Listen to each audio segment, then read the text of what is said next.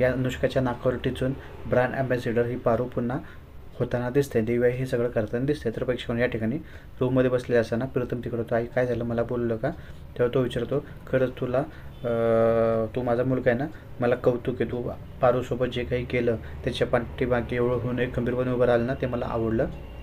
पण तू खुश आहेस ना, मी तुझ्या अनुष्कासोबत लग्न लावून दिलं, तुला मान्य आहे ना, तुला आवडलं ना, तुला हे स्थळ पटलं ना, तेव्हा हो माझं तसं प्रेम नाही आहे, परंतु तुझी निवड आहे ना ती योग्यच असेल असं आतून मला काय वाटत नाही. पण हळूहळू मी जुळून घेईल, तू काळजी करू नको, मी तयार आहे साखरपुड्याला.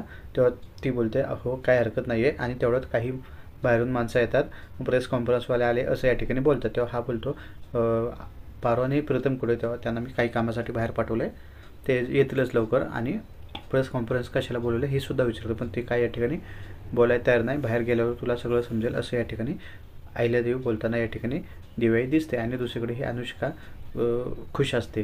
तिला वाटतं की माझं कौतुक करायला हे सगळं प्रेस कॉन्फरन्स बोलले आहे, कारण तिने पैसा देऊन कमेंट्स, पॉझिटिव्ह कमेंट्स, लाईक सगळ्या गोष्टी वाढवलेल्या असतात आणि त्याचा हा परिणाम आहे असं तिला वाटू लागतं. आणि बाहेर सगळेजण येताना दिसतात आणि बोलतात की आपल्या या ठिकाणी ब्रँड ॲम्बॅसिडर जी कोणी आहे ना, ती या ठिकाणी अनुष्का आपण केलेली आहे, काही कारणास्तव तिला चेंज करण्यात आलं, परंतु या ठिकाणी मला वाटते ते घाईगडबड केलं आलं आहे आणि प्रेक्षकांना या जनतेला हे पटलं नाही आहे असं आम्हाला वाटते.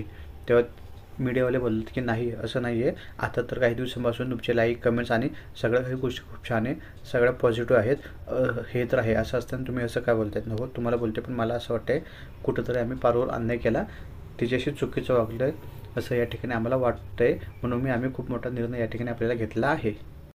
यानंतर या ठिकाणी तुम्हाला पाहायला मिळेल की इकडे ती साखरपुड्याविषयी पण सांगते की आदित्यचा आणि अनुष्काचा साखरपुडा लवकरच होणार आहे, खूप मोठ्या पॅलेस होणार आहे, तुम्हाला सगळ्यांना यायचं आहे. आणि बऱ्याच काही गोष्टी ती या ठिकाणी आपल्याला सांगताना त्यांना दिसते. त्याच्यामुळे हे सगळं झाल्यानंतर ही दामिनी बोलते अजून ह्यांचं काय आहे, एकामागोमाग एवढं एक ट्विस्ट देते.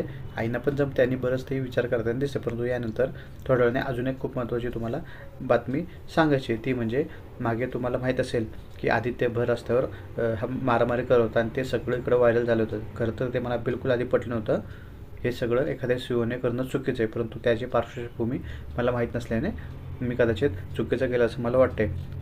तुम्हाला माहिती असेल की या पारूवर गुंडांनी शाई फेकली होती, त्यानंतर तिला वाचवण्यासाठी या आदित्यने या सगळ्या गोष्टी केल्या होत्या, त्याच्यामुळे मला त्याचा नक्कीच अभिमान आहे. तेव्हा चुकलं, पण आता मला माझ्या पूर्ण मुलाचा अभिमान आहे असं कौतुकाने ते आदित्यचं कौतुक करताना या ठिकाणी देवाई आपल्याला दिसत आहे. आणि दुसरीकडे ते बोलते की खरं तर हे सगळं चुकीचं आहे, मी कंप्लेंट केली, परंतु पोलिसांनी जास्त गंभीरपणे काही केलं नाही आणि त्यांना सोडलं नाही. अनुष्काने पण त्यांना सोडवलं, पण नंतर विचार केला की हे जर सारखं घडलं, त्या गुंडांना योग्य शिक्षा दिली नाही ना, ते वारंवार ते करणार आणि पारूवर अन्याय असेल. कसं एखाद्या मुलीवर कोणीही शाई फेकेल आणि सगळ्या गोष्टी केल्या तर हे सगळं चुकीचं आहे ना, आपली काहीतरी जबाबदारी आहे असं बोलताना दिसते. तेव्हा ती बोलते की त्याच्यामुळे आम्ही एक खूप मोठा निर्णय घेतला आहे, तो म्हणजे या ठिकाणी त्या गुंडावर परत आम्ही पोलीस कंप्लेंट केली आहे. त्यासाठी मी पारूला आणि प्रीतमला पाठवले, ते आता येतच असेल थोड्या वेळात.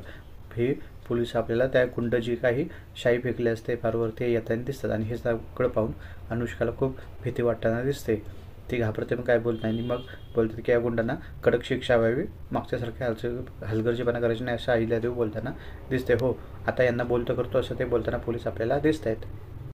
एवढंच नाही तर या ठिकाणी सगळेजण खुश होतं, पण पारूला खूप मोठा सुखद धक्का या ठिकाणी पुढे आपल्याला बसताना दिसतोय, कारण हे गुंड सगळे पोलिस घेऊन गेल्यानंतर ही देवाई म्हणजेच अहिल्यादेवी अजून एक खूप मोठी गुड न्यूज या ठिकाणी सांगताना दिसतात. त्यांना खूप मोठा धक्का बसतो आणि दामिनी विचार करते अजून किती सस्पेन्स देत आहेत, अजून एक आहे का, आणि बरेच ते विचार करताना दिसते की नक्की आता काय असेल. आणि यानंतर बोलते की मागे ज्या काही गोष्टी घडल्या त्याचा खरंच मला खूप पश्चाताप आहे आणि या सगळ्या गोष्टीवर या ठिकाणी पारूवर अन्याय झालेला आहे असं मला वाटते. एखाद्या पोरीवर हल्ला झाला आणि ती नंतर घाबरली, आम्ही डायरेक्ट त्यांना कुठलीही विचार न करता, चौकशी न करता डायरेक्ट तिला पदावरून काढून टाकलं, हे मला बिलकुल पटत नाही आहे. पण या सगळ्या वाईट काळात हा आदित्य या पारूच्या भक्कम पाठीशी उभा होता आणि याचं मला खरंच अभिमान आहे, कौतुक आहे. आणि यानंतर त्याच्यामुळे या सगळ्या गोष्टींचा विचार करून मी खूप मोठा निर्णय घेतला आहे.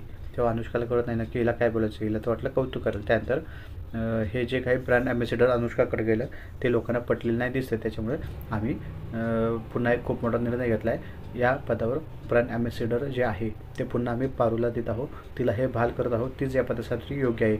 उद्या लोकांनी किंवा कोणी म्हणाय नको कोणीही या मुलीवर हल्ला केला, घाबरले आणि पद काढून घेतलं. तिला आपल्याला धैर्य द्यायचं आहे, धीर द्यायचं आहे आणि मग ती पारू पुढे ये, तुला हे सगळं मान्य आहे ना, असं सगळ्यांना सांग आणि तू हे सगळं जबाबदारी पेलण्यास खंबीर आहे असं या ठिकाणी सगळ्यांना सांग. तेव्हा ती बोलते, हो, देवाईचा सबूत माझ्या सबूत आहे. देवाईने मला या पदावर पुन्हा नियुक्त केलं नाही तर मी माझ्या मनापासून याची जबाबदारी घेताना या ठिकाणी दिसते ती. आणि त्यानंतर मग ही देवाई अनुष्काला बोलते पुढे ये, तिला तो पदभार दे म्हणून. आणि ती मग एक क्वीनचा त्याग असतो तो देताना दिसते आणि सगळा पदभार ब्रँड ॲम्बॅसिडरचा देताना दिसते. परंतु या ठिकाणी हे सगळं झाल्यानंतर इथे अनुष्का मात्र तोंड पडताना या ठिकाणी आपल्याला दिसत आहे.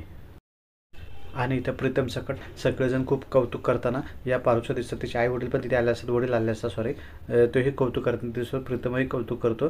पारू खूप खुश असतो आणि आदित्य पण खूप खुश असतो. काय तर फायनली जुनी जबाबदारी या पारूला भेटली असते. तोही या ठिकाणी आपल्याला आनंदात दिसतोय. परंतु यानंतर या ठिकाणी तुम्हाला पाहायला मिळेल की हा आदित्य परत पारूला भेटतो आणि या मधल्या काळात तो ना या पारूशी खूपच वाईट वागलेला असतो आणि याचा त्याला खूप त्रास असतो. त्याच्यामुळे तो या ठिकाणी आपल्याला पारूला बोलताना दिसतं की पारू, मागच्या काळात तुला अशी जे काही बोललं खरंच खूप वाईट वागलं, चुकांची माफी मागणं खरंच चुकीचं आहे, पण तरीसुद्धा हात जोडून मी तुला माफी मागतो. जे काही वागण्याबद्दल मला त्या खूप पश्चाताप होतो. तेव्हा असं तुम्ही माफी मागताय ना, तर मस्करीत बोलते की मग तुम्ही एक यादी मोठी बनवा, त्या यादीमध्ये तुमच्या लिस्टमध्ये टाका आणि मोठं या ठिकाणी सॉरी लिहा, कारण तुम्ही काय कमी चुका केल्या नाही, भरपूर चुका केल्यात असं या ठिकाणी पारू त्याला बोलताना दिसते. आणि हे सगळं दुसरीकडे अनुष्का आपल्याला ऐकताना दिसते. ती प्रचंड चिडताना या ठिकाणी आपल्याला दिसत आहे.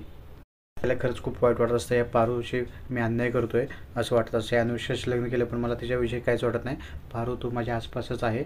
बरंच तिची आठवण हा आदित्य या ठिकाणी काढताना दिसतो. त्याला काही सहन होत नाही. आता मी काय करू, कसं काय तुला विसरू, तू आसपासच असल्याचं मला भास वाटत आहे असं ती या ठिकाणी बोलते. आणि इथे पारूसुद्धा सगळ्या गोष्टीचा जुन्या विचार करत असते आणि ती थोडीशी उदाससुद्धा होताना या ठिकाणी दिसते. परंतु इथे त्रिशा मात्र भडकली असते. ही अनुष्का वारंवार फोन करून सुद्धा ती फोन करत नसते. त्याच्यामुळे थोडीशी ती या ठिकाणी आपल्याला चिडताना दिसते. आज मी तुला सोडणार नाही, तुला काय वाटलं मी संपली नाही, याचा बदला घेणार असं ते विचार करताना दिसते. आणि मग या ठिकाणी मालिकेत अजून नवनवीन ट्विस्ट येताना तुम्हाला दिसणार आहे. कारण या पॅलेसमध्ये या आदित्य आणि अनुष्काचं साखरपुडा करायचं असतं त्या ठिकाणी ते आले असतं, परंतु ते ऑलरेडी बुकिंग केलं असतं. परंतु हा आदित्य बोलतो त्याला की इथे माझंच लग्न होणार, माझ्या आईला मी शब्द दिला आणि तो शब्द मी खाली पडू देणार, त्यासाठी मी काहीही करणार असं तो बोलताना या ठिकाणी आपल्याला दिसतोय.